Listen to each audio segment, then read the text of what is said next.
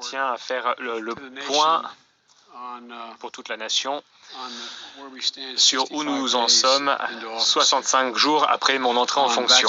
Alors, concernant les vaccins et différentes priorités pour le peuple américain. Alors, premièrement, sur la vaccination, le 8 décembre, j'ai indiqué une chose. Je souhaitais avoir 100 millions de vaccinations faites dans mes 100 premiers jours en fonction. Nous avons atteint cet objectif la semaine dernière au 58e jour. 42 jours avant la date butoir. Je établis à présent un deuxième objectif, une deuxième cible. À 100 jours, nous aurons atteint 200 millions de vaccinations. 200 millions de vaccins administrés en 100 jours. C'est l'objectif. Je sais que c'est une cible ambitieuse, 2 fois supérieure à la cible initiale, mais aucun autre pays du monde ne peut se rapprocher de cet exploit. Je pense que nous en sommes capables. Et aujourd'hui, nous avons fait un investissement historique pour aider les communautés les plus vulnérables, les plus touchées par cette pandémie. Nous avons investi 10 milliards de dollars de plus afin de les aider. J'ai également ciblé une autre cible. J'ai également une autre cible. Aider toutes les écoles à réouvrir, toutes les écoles, de la maternelle au collège et au lycée. Grâce au travail grâce à mon administration, tous les responsables de l'éducation ont montré que près de la moitié des écoles sont aujourd'hui ouvertes à 100%. 5 jours par semaine. Alors, ce n'est pas encore la majorité des écoles, mais nous sommes très proches de cet objectif. Et nous avons encore 45 jours avant d'atteindre cet objectif. Nous l'atteindrons. Depuis hier, plus de 100 millions de paiements de 1 400 dollars ont été envoyés sur les comptes des Américains. C'est du vrai argent dans la poche des Américains pour les aider immédiatement. Et des millions de dollars supplémentaires et des millions d'Américains supplémentaires recevront de l'aide. Depuis que nous avons voté le plan d'aide américain, nous commençons à voir de nouveaux signes d'espoir apparaître dans notre économie. Depuis que cette loi a été votée, une majorité d'analystes financiers ont amélioré leurs projections sur la croissance économique dont nous allons profiter cette année. Aujourd'hui, ils s'attendent à plus de 6% de croissance, une croissance du PIB de 6%. Et ce matin, nous avons appris que le nombre de personnes inscrites au chômage a chuté de près de 100 000 personnes. Il s'agit d'une première cette année. C'est la première fois que ce chiffre est passé en dessous du pic pendant la pandémie. Il y a encore trop d'Américains au chômage, trop de familles qui souffrent. Et nous avons encore beaucoup de travail à faire. Toutefois, je peux vous dire à vous, chers Américains, l'aide est là, l'aide arrive, et l'aide est là et l'espoir arrive. À présent, je suis prêt à répondre à vos questions. Zeke de l'AP. Merci, Monsieur le Président. Vous avez parlé de vos progrès sur la pandémie. J'aimerais vous parler d'autres problèmes, d'autres défis pour votre fonction. Vous avez parlé de l'immigration et de la réforme de l'immigration, la réforme des lois sur le contrôle des armes à feu, le changement climatique. Il y a beaucoup d'opposition de la part des républicains au Congrès. Jusqu'où êtes-vous prêt à aller pour tenir ces promesses que vous avez faites au peuple américain? Lorsque je suis entré en fonction, j'ai décidé de faire une proposition très simple. J'ai dit que j'avais été élu pour résoudre des problèmes. Et le problème le plus grand pour les Américains aujourd'hui, c'est le Covid-19, ainsi que l'effondrement de l'économie pour de nombreux Américains. C'est la raison pour laquelle je me suis concentré au début de mon mandat sur beaucoup de problèmes évidemment, mais je me suis concentré sur ces problèmes en particulier. Les autres problèmes dont nous parlons, l'immigration, les armes à feu et les autres défis dont vous parlez sont des problèmes de long terme. Ce sont des problèmes qui existent depuis longtemps. Et, si Dieu veut, ce que nous allons pouvoir faire, c'est trouver le temps de nous concentrer également sur ces problèmes, que ce soit l'immigration, les armes à feu ou bien d'autres problèmes auxquels le pays est confronté. Mais le problème fondamental consiste à offrir un peu de quiétude au peuple américain afin que les Américains puissent aller se coucher le soir sans avoir peur de perdre leur assurance maladie, de perdre un proche ou se retrouver dans une situation où ils ne vont pas pouvoir payer leurs échéances pour leur prêt immobilier ou avoir peur d'être chassé chez soi parce qu'on ne peut pas payer son loyer.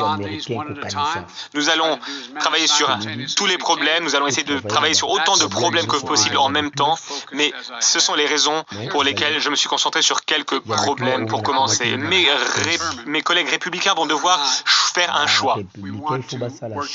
Est-ce que nous travaillons ensemble ou est-ce qu'ils vont préférer diviser le pays, continuer avec cette politique de la division. Personnellement, je vais avancer et je vais m'attaquer à tous ces problèmes un par un. Monsieur le Président, est-ce que votre présidence peut réussir si vous ne pouvez pas avancer sur ces défis, le changement climatique, la réforme de l'immigration et le contrôle des armes à feu?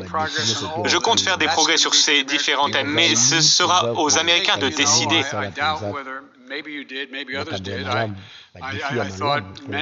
Je pense, vous pensez peut-être qu'il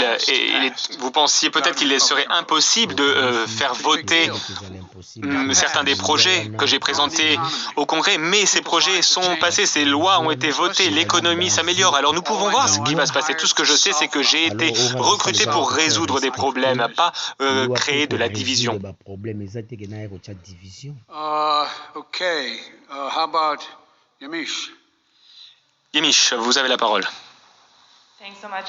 Merci beaucoup, Monsieur le Président. Vous avez répété à plusieurs reprises que les migrants ne devraient pas venir aux États-Unis en ce moment. Ce n'est pas le bon moment. Ce message n'est pas reçu.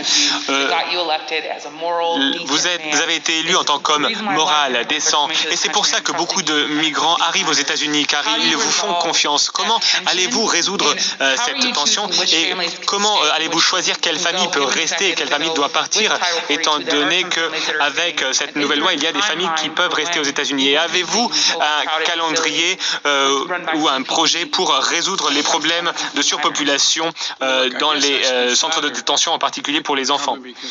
Alors, je suis flatté qu'on m'ait élu parce que je suis sympathique. Je suis un homme décent. Alors, on dit que oui, les migrants arrivent parce que Joe Biden est sympathique. Mais la vérité, c'est que rien n'a changé. Il y a eu une augmentation de 28% d'enfants en plus arrivés, 31% en 2019 avant la pandémie sous l'administration Trump. Chaque année, on a vu une augmentation du nombre de migrants. Il y a une forte augmentation dans le nombre de personnes qui arrivent aux frontières, en particulier en janvier, février, mars, les mois d'hiver. Cela se produit chaque année et en parallèle de cela, et surtout, est-ce que quelqu'un est en train de se suggérer qu'il y a une augmentation de 31% sous Trump parce que c'était un homme charmant et sympathique et qu'il faisait de bonnes choses à la frontière? Non, ce n'est pas la raison qui explique ces augmentations. Ces personnes viennent car la période durant laquelle ces personnes peuvent voyager sans mourir, c'est cette période, parce qu'il ne fait pas trop chaud dans le désert. Deuxièmement, ces personnes viennent à cause de circonstances de la situation dans leur pays. Comment résoudre ce problème? Et j'ai commencé à travailler sur ce problème lorsque j'étais vice-président avec un plan bipartisan de 700 millions de dollars pour essayer de résoudre les problèmes racines, les causes racines de l'immigration. Trump a supprimé ces financements. Il ne l'a pas utilisé, il ne l'a pas mis en œuvre. Et par ailleurs, il a démantelé tous les éléments qui existent afin de gérer ce qui est un problème et est encore un problème. depuis longtemps. Il a d'ailleurs fermé, supprimé de nombreux lits. Il n'a pas apporté les financements au ministère de la Santé pour faire en sorte que les enfants puissent sortir de ces centres de détention à la frontière où ils ne devraient pas être. D'ailleurs, pas plus de quelques jours. Il a tout supprimé, il a tout démantelé. Alors aujourd'hui, que faisons-nous? Eh bien, nous essayons de reconstruire le système qui permettra de gérer la situation que l'on observe aujourd'hui. Alors je suis ravi que l'on dise qu'ils viennent parce que je suis sympathique, mais ce n'est pas le cas. Ils viennent chaque année que je sois là ou non. Regardons une chose. Regardons le nombre de personnes qui arrivent aux États-Unis. La grande majorité de ces personnes, la très grande majorité de ces personnes arrivent à la frontière et sont refoulés. Des milliers, des dizaines de milliers de personnes qui ont plus de 18 ans, qui sont célibataires. Ces personnes, donc qui viennent individuellement, ont été refoulées à la frontière, renvoyées chez elles. Nous renvoyons la plus grande majorité des familles même qui arrivent. Et aujourd'hui, nous travaillons avec le Mexique pour voir si le Mexique est prêt à réaccueillir ces familles. Mais voilà ce qui se passe. Ces personnes ne traversent pas les frontières. Et les personnes qui viennent pour traverser la frontière, les enfants non accompagnés, alors nous essayons de très rapidement mettre en place un système qui avait été démantelé. Un exemple, sur tous les enfants qui arrivent à la frontière, près de 70% ont 16 ou 17 ans. On ne parle pas d'enfants qui arrachent des bébés des mains de leur mère ou des enfants de 3 ans à la frontière. C'est 1,5% de ces personnes, 1,5% de ces personnes dans cet âge-là.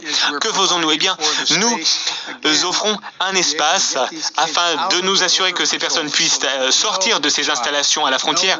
Aucun enfant, personne ne devrait se retrouver dans ces lieux plus de 72 heures. Et aujourd'hui, j'ai utilisé toutes les ressources disponibles, toutes les ressources du ministère de la Défense, par exemple. Et le secrétaire de la Défense a rendu disponible 5000 lits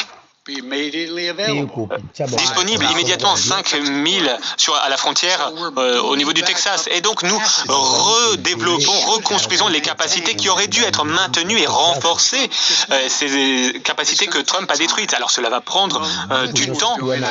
Et par ailleurs, nous faisons autre chose. Est-ce que je vous donne une réponse trop longue? Parce que si vous ne voulez pas les détails, je peux enchaîner. Je ne sais pas combien de détails vous souhaitez sur l'immigration. Je vais peut-être arrêter. Une autre question. Est-ce que vous pouvez nous parler des familles? Quelles familles sont autorisées à rester? Lesquelles sont refoulées? Et pour le filibuster, l'obstruction parlementaire, j'aimerais en savoir plus également. L'immigration est un sujet lié au filibustering, mais les républicains ont voté des lois encore et encore pour limiter le droit de vote. Chuck Schumer a dit que c'était une menace existentielle pour la démocratie. Alors pourquoi ne pas avoir des lois sur la filibustering qui permettent d'inclure les lois sur l'immigration. Alors, évidemment,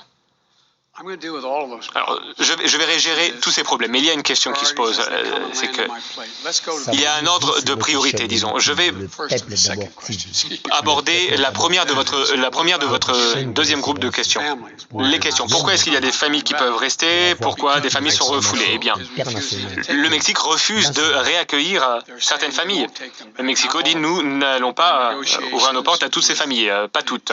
Nous sommes en négociation avec le président du Mexique et nous allons voir du changement. Toutes les familles devraient être réaccueillies par leur pays d'origine. Les seules personnes que nous n'allons pas laisser de l'autre côté du Rio Grande, ce sont les enfants.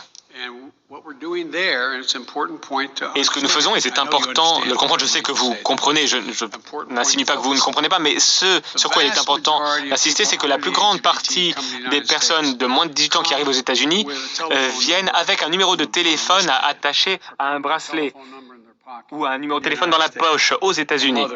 Un père, une mère, un proche, mon grand-père, ma grand-mère. Ce qui se passait avant, c'est que cela prenait des semaines et des semaines, parfois des mois avant qu'une personne téléphone, utilise ce numéro pour voir s'il y avait quelqu'un au bout du fil. Nous avons à présent créé un système qui nous permet en 24 heures de téléphoner.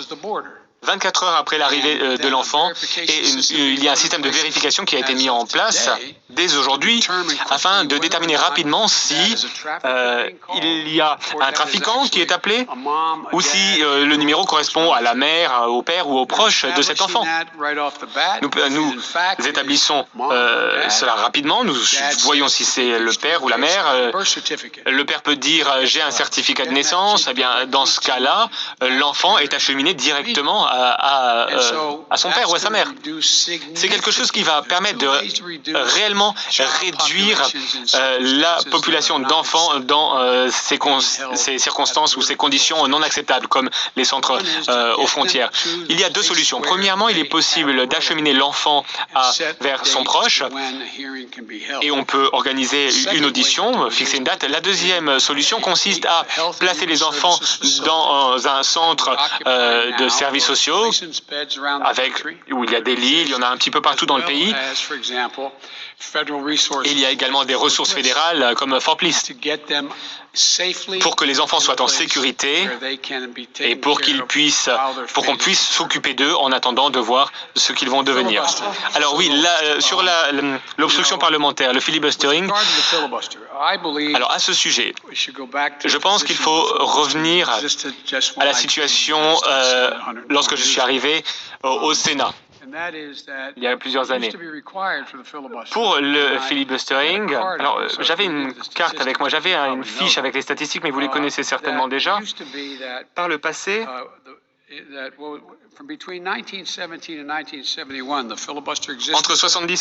entre 1917 et 1970, il y a eu 58 motions pour supprimer, pour interrompre une obstruction parlementaire pendant toute cette période. L'année dernière seulement, il y en a eu 5 fois plus.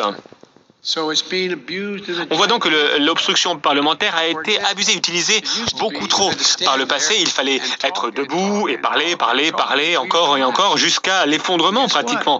Et vous savez quoi? Les gens en ont eu marre de parler, en ont eu marre de s'effondrer et donc le filibustering s'effondrait et il était possible de passer au vote. Alors je suis pour aller dans cette direction, en plus d'avoir l'esprit ouvert pour gérer certaines choses qui sont tout simplement simples et élémentaires pour le fonctionnement de notre démocratie, comme le droit de vote, par exemple, le droit de base, le droit de vote. Nous avons autorisé le filibustering par le passé, mais la situation est la suivante. Vous pouvez voir que je suis un homme très pratique. Je souhaite accomplir des choses, je souhaite régler des problèmes, je souhaite les régler comme je l'ai promis au peuple américain. Et pour le faire, face à un Sénat avec 50 démocrates et 50 républicains, doit se faire grâce à la vice-présidente dont le vote compte double. Alors, je vais vous dire quelque chose qui va peut-être vous paraître outrageux. Je n'ai jamais été très mauvais lorsqu'il convient de calculer le nombre de voix au Sénat.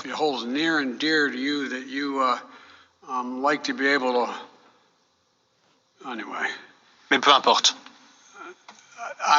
Nous sommes prêts à faire beaucoup de choses. Et s'il y a le chaos à cause de l'obstruction parlementaire, il faudra prendre les décisions dont j'ai parlé. Très bien. La suite.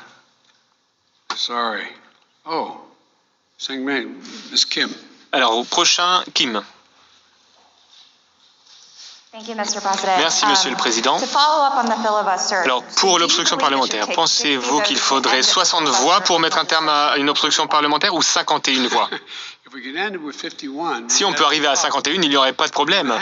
Il y a des règles, mais il va être difficile d'avoir une décision prise qui permettrait à 50 voix de mettre un terme à l'obstruction parlementaire.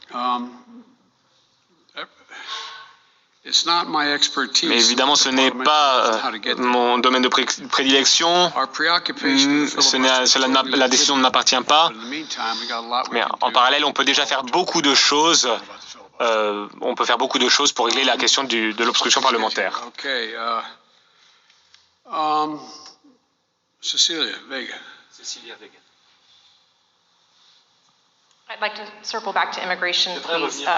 S'il vous plaît.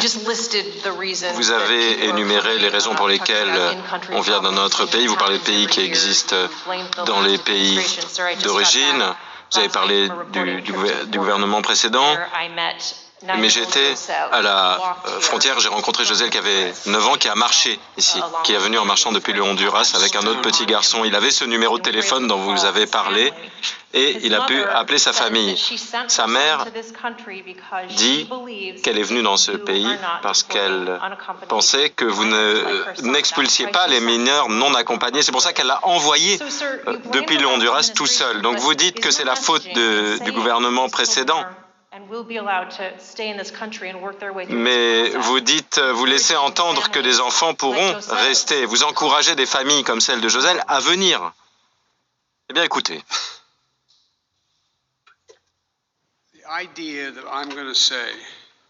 L'idée que je vais formuler,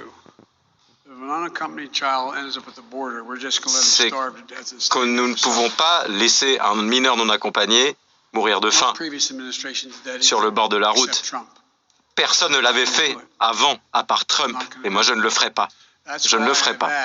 C'est pourquoi j'ai demandé à la vice-présidente des États-Unis, hier, d'être la responsable, la personne référente et de se focaliser sur les causes profondes qui expliquent pourquoi ces personnes quittent le Salvador, le Honduras, le Guatemala.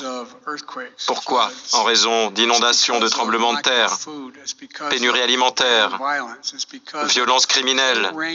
Il y a tout un éventail de facteurs. Lorsque j'étais vice-président, j'ai eu les mêmes obligations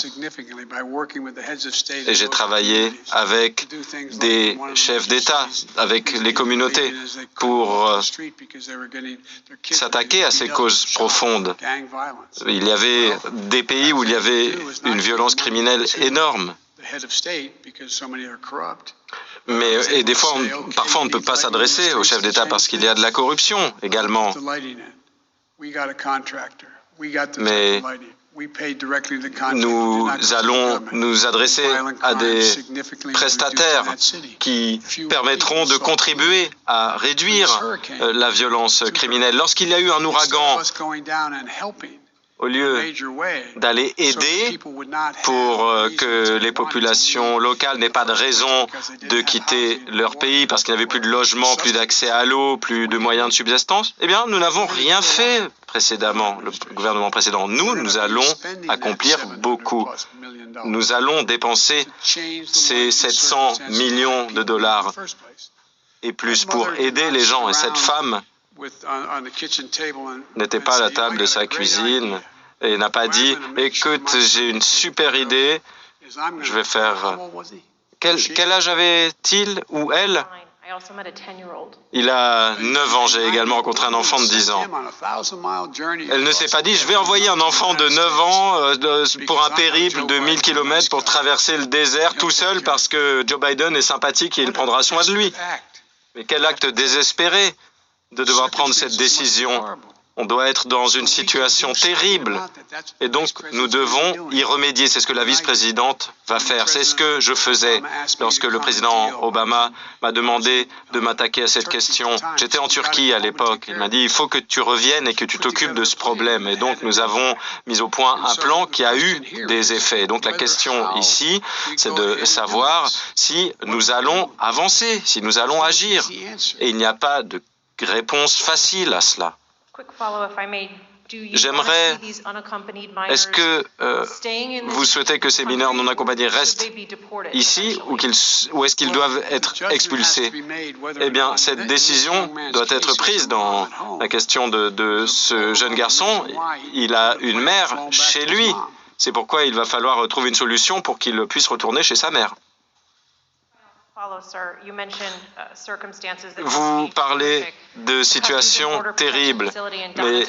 Mais la police aux frontières au Texas, j'y étais, c'est qu'on est à plus de 500% d'occupation des locaux. On a des enfants qui dorment sur le sol, qui sont serrés comme des sardines. Nombre de ces enfants n'ont pas vu la lumière du soleil pendant des jours. Quelle est votre réaction à ces images qu'on a vues qui venaient de ce centre de rétention? Est-ce que ce qui se passe dans ces centres est acceptable pour vous et comment trouver une solution? C'est une question sérieuse, vous me demandez si c'est acceptable? Voyons. 1000 enfants seront sortis de ces centres. C'est pourquoi j'essaie d'ouvrir des places ailleurs. Dès le début de tout cela, j'ai essayé de trouver des solutions pour que les enfants, pas que les enfants, mais notamment les enfants, puissent être logés de manière sûre tant que nous gérons cette situation. C'est totalement inacceptable. Ken. Merci, Monsieur le Président. J'aimerais vous poser une question sur l'Afghanistan. Il y a la date butoir du 1er mai pour le retrait des troupes américaines de ce pays. Vous avez dit qu'il était plus que temps de mettre un terme aux guerres qui ne s'arrêtaient jamais. Est-ce que vous pouvez dire aux Américains qu'au 2 mai, l'Amérique n'aura plus de forces déployées en Afghanistan? Il va être dur de respecter la date butoir du 1er mai. Voilà la réponse. Pour des raisons tactiques, il est difficile de retirer ces troupes. Donc, ce que j'ai fait, ce que nous avons fait, et ce que le secrétaire Blinken a fait, c'est que nous avons échangé avec nos alliés, les autres États, les alliés qui ont également des troupes en Afghanistan. Et si nous nous retirons, nous le ferons de manière sûre et ordonnée. Nous consultons nos partenaires, nos alliés sur la manière de procéder. Et le secrétaire Blinken aura des réunions à Bruxelles avec nos alliés de l'OTAN, notamment les alliés qui ont des forces là-bas. Et le général Austin prépare un briefing. J'attends ce briefing sur cette question.